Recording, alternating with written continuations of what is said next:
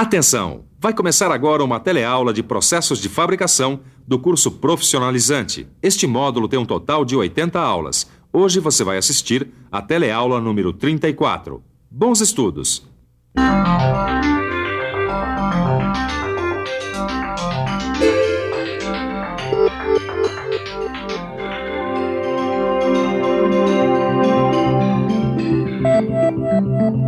Essas peças aqui foram fabricadas com a ajuda de uma máquina-ferramenta. E essa máquina-ferramenta é uma das mais usadas em vários setores da indústria.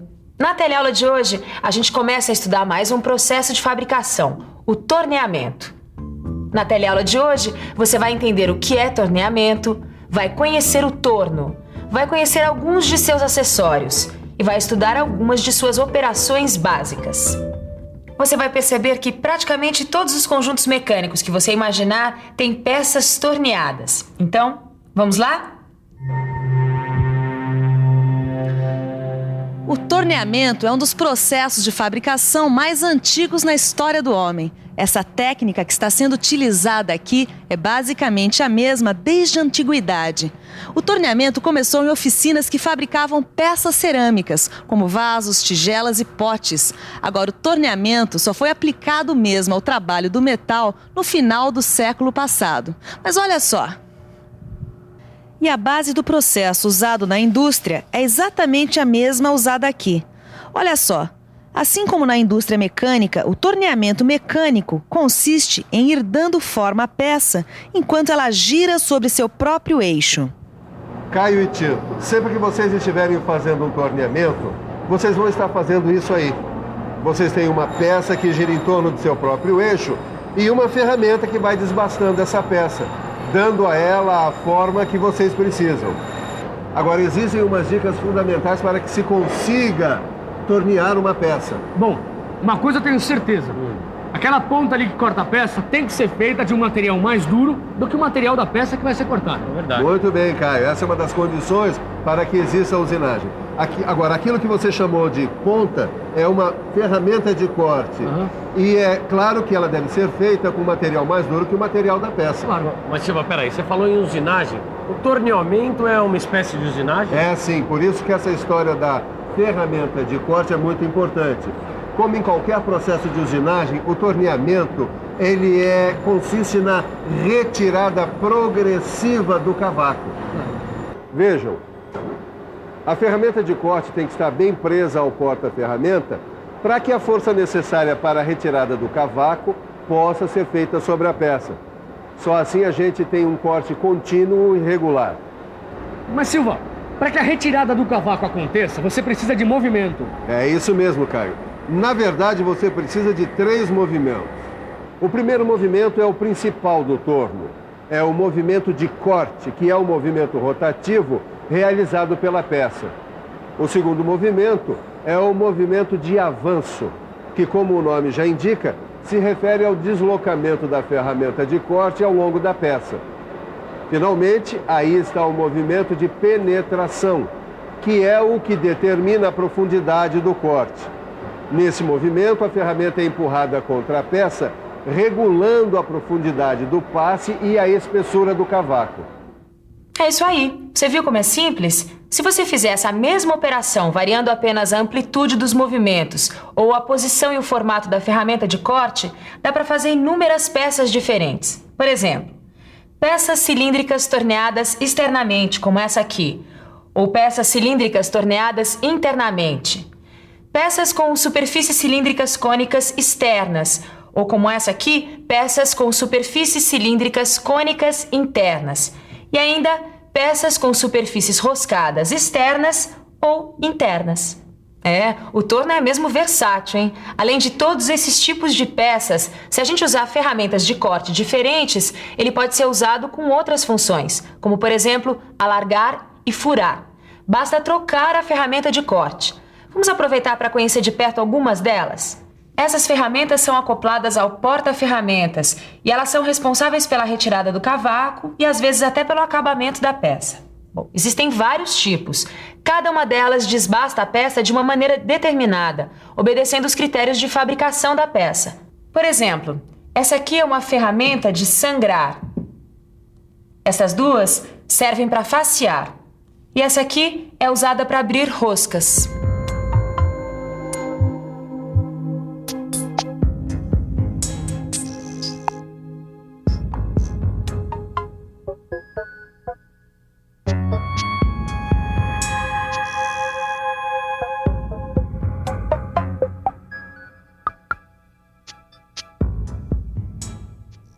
Bom, agora você já está por dentro do torneamento. Quer dizer, nós já vimos como o cavaco é retirado no torno.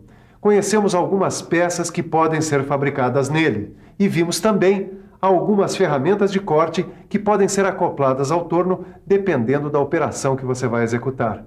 Vamos conhecer agora a estrela dessa história. Vamos conhecer melhor o torno. Este torno que eu tenho aqui na minha oficina é um torno universal. Apesar do nome, é o torno mais simples que existe. Mas para mim é o que interessa, porque eu não tenho uma produção em grande escala. Aliás, eu normalmente trabalho com peças que têm medidas especiais e por isso precisam ser feitas manualmente. E não compensa usar um torno automático para fazer apenas uma peça. Mas isso já é outra história. Vamos ao torno. Olha aí o nosso torno universal. As peças que a gente vai conhecer agora estão presentes em todos os tornos. Eles podem variar de tamanho, podem ter outros acessórios, podem ser automatizados, mas as peças vão ser sempre basicamente as mesmas. Todo torno tem um barramento. Aí está o cabeçote fixo e o cabeçote móvel.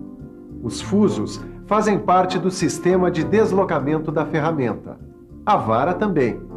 Essa peça aí é chamada de torre. Ela faz parte do conjunto responsável pela fixação da ferramenta. Fazem parte desse mesmo conjunto o carro porta-ferramenta, que pode se deslocar em vários ângulos. O carro transversal, que se desloca perpendicularmente ao eixo da máquina. E o carro principal, que se desloca longitudinalmente, ou seja, ao longo do eixo do torno. Finalmente, aí estão as manivelas e alavancas que comandam os movimentos e as velocidades da máquina. É isso aí. Todos esses itens são comuns a todos os tornos. O que varia é a capacidade de produção, o tamanho das peças, os comandos que podem ser computadorizados. Mas, no fundo, os componentes são sempre os mesmos. E tudo isso para fazer o torneamento das peças. Agora, tudo isso não adianta nada se a gente não fizer uma coisinha básica antes de começar o torneamento. Prender a peça. E prender muito bem. A fixação da peça e da ferramenta são fundamentais para um bom torneamento. Olha aí, Caio, para fixar a peça, a gente usa uma placa. A mais comum é a placa universal de 3 castanhas, olha lá. Deixa eu ver, Tito. Olha aí, ó. A placa, as 3 castanhas. E olha só, elas são raiadas, ó. Exatamente. Ó, dá uma olhada nos degrauzinhos ali. São eles que servem para fixar a peça. Bom, vamos ver mais um pouco? Vamos lá. Olha aí. Com essa chave, a gente aperta as 3 castanhas simultaneamente, prendendo a peça.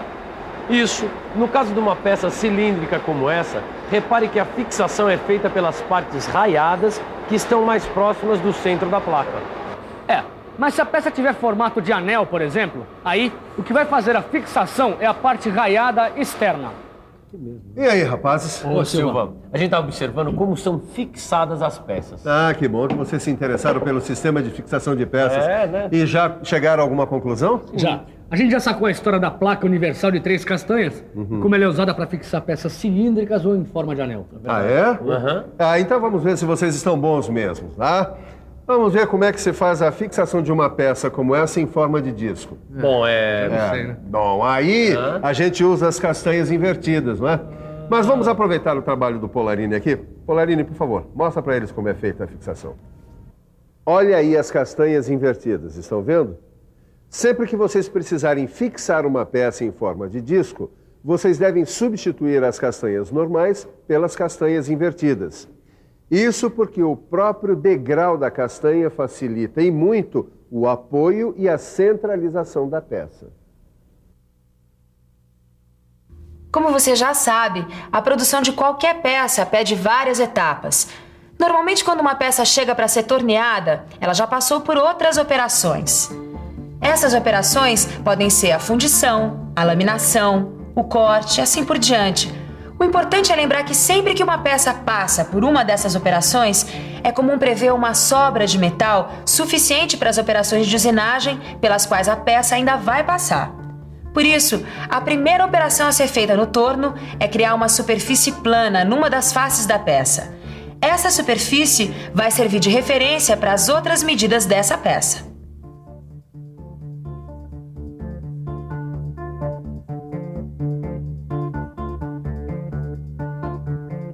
Essa operação, que é sempre a primeira coisa que a gente faz na peça que vai ser torneada, chama-se faceamento. Mas o que será exatamente esse faceamento?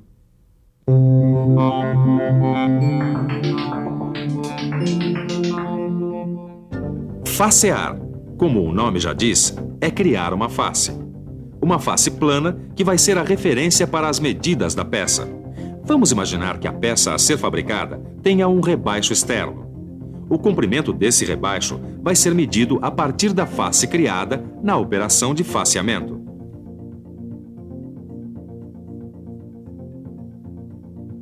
E eu já ia esquecendo os óculos. Esse é um item que a gente não deve esquecer nunca. A segurança. Sempre que você for operar um torno, use equipamento de segurança individual. É importante usar sapatos adequados, roupas adequadas e, em alguns casos, deve-se usar também uma rede para proteger o cabelo. E, é claro, os óculos. Antes que eu me esqueça. Toda vez que você for operar um torno, tire todos os anéis, pulseiras, correntes e relógio que estiver usando, porque eles podem se prender nas partes móveis da máquina. E pior do que perder um de seus objetos, você ainda pode se machucar. Todo cuidado é pouco. Se preocupar com segurança também é sinal de profissionalismo. Bom, agora que a gente já viu como é feito o faceamento na teoria, já estamos com os equipamentos de segurança, vamos ver como é que ele é feito, né, Silvio? Exatamente, ó, a peça já está fixada e a ferramenta está muito bem presa no porta-ferramenta. Acho que a gente já pode começar a facear. Só que antes de começar, nós precisamos verificar se a ponta da ferramenta está centralizada em relação à peça. A gente centraliza a ferramenta. Podemos usar a contraponta como referência. Pronto. Está centralizada e em ângulo em relação à peça. Agora a gente aproxima a ferramenta da peça e fixa o carro principal com o parafuso de aperto. E finalmente a gente consulta a tabela de velocidade de corte, seleciona a rotação do torno e pronto, já podemos ligar a máquina. Agora sim, a ferramenta é aproximada da peça até tocar a parte mais saliente. Depois, a gente faz ela penetrar, vamos dizer, uns 0,2 de milímetro na peça. A partir daí, passamos a deslocá-la continuamente para a periferia da peça. A gente repete esse deslocamento até terminar o faceamento. Outra operação que é básica é o torneamento da superfície cilíndrica externa. Calma que é só o nome que é cumprido. Na verdade, essa operação é tão simples quanto a outra. Como sempre, a gente centraliza e fixa bem a peça. Depois, temos que montar a ferramenta no porta-ferramenta. Aí, é a hora de selecionar a rotação do torno. Pronto, já dá para fazer. A primeira coisa é saber quanto do material vai ser torneado. Tendo a medida, a gente confere na peça com o paquímetro. Aí, a gente marca essa extensão com um risco, aciona o torno e faz um risco de referência. Pronto, agora é só tornear. Prontinho, agora chegou a hora de dar uma boa revisada em tudo que você aprendeu hoje. E atenção, se liga aí que é hora da revisão. Na teleaula de hoje, você ficou conhecendo o torneamento. Aprendeu que o torneamento é um processo de fabricação muito antigo, mas que só foi aplicado eficientemente ao trabalho do metal no fim do século passado. Você ficou conhecendo o torno universal e seus componentes, e viu como são feitas duas operações básicas de torneamento: o faceamento e o torneamento de uma superfície cilíndrica externa. É isso aí. Na próxima teleaula tem mais. Bom, a gente vai continuar descobrindo os segredos do torneamento. Bom, mas para isso, você não se esqueça, hein? Aprofunde tudo o que você viu nessa teleaula no seu livro. Bons estudos e até lá!